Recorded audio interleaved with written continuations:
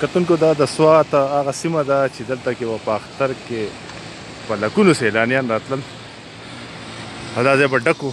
دا روډ چې دی دا بایپاس مینګوره بایپاس روډ دی ډېر شی به لا وټلي دي دا ټولې به چې دی نو ډکې به وي. مونږ به دا ګیلې کولې چې زیاتی کوي او پیسې سې والي. نن بلکل خوښه دی د کرونا د وجې نه روډونه خالي دي.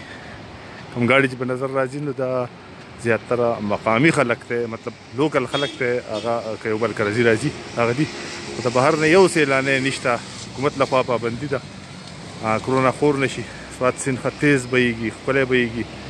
بعضې خلکو خپله فیملیز راوستي دي لږ لږ ښکاري 2 3 کسان هغه یې راوستلي دي خو نور زیاتره داسې ده چې څوک شته دی نه. کم په سوات کې چې کوم پارکونه دي هغه بند دي. دغه رنګې کم سیلانۍ سیمې چې دي بحرین کالام ملم جبه مرغزار هغه سیټ ته چې دی نو څوک نه پرېږدي. مقامي خلک تللی شي خو بهر نه پرېږدي. په لنډاکي چیک پوسټ باندې چې دی نو چیک پوسټونه لګېدلي دي او چا سره چې د سوات شناختي کارډ نه وي نو هغه دېخوا نه پرېږدي هغه واپس لیږي. په دې موسم کې به چې دی نو د پنجاب نه به په زرګونو په لکونو خلک راتلل. دغه رنګې د پېښور نه به راتلل.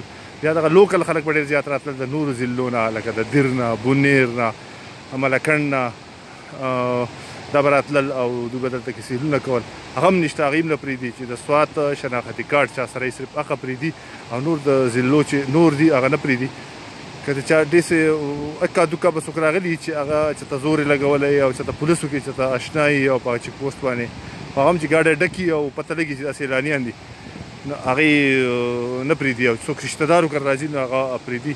خو بهرحال د اختر دغه دویمه ورځ ده او دغه صورتحال دی.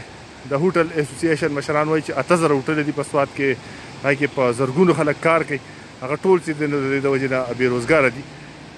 دلته به دوکاندارانو سوداګانې پکې خرڅېدې او ډېر ښه ګڼه ګوڼه به وه او میلې به وې. هغه میلې چې دی نو بلکل شته دی نه. بس د الله کارونه دي. هر شي له عروج دی او هر شي له زوال دی. نو کیدای شي چې دا هم هغه حالات دي چې دې هوټل والا په څه وخت کې زیاتی کړی دی. خلکو د سیوا پیسې اخیستې دي. یو په دوه به یې اخیستلې. په ګنټو به دا روډونه بند وو. تیل به دلته کې شارټ شو د پټرول به شارټ شو. داسې خبرونه مونږ ورکولو خو اوس په دې مرغه هېڅ نشته دی. هر څه خالي دي.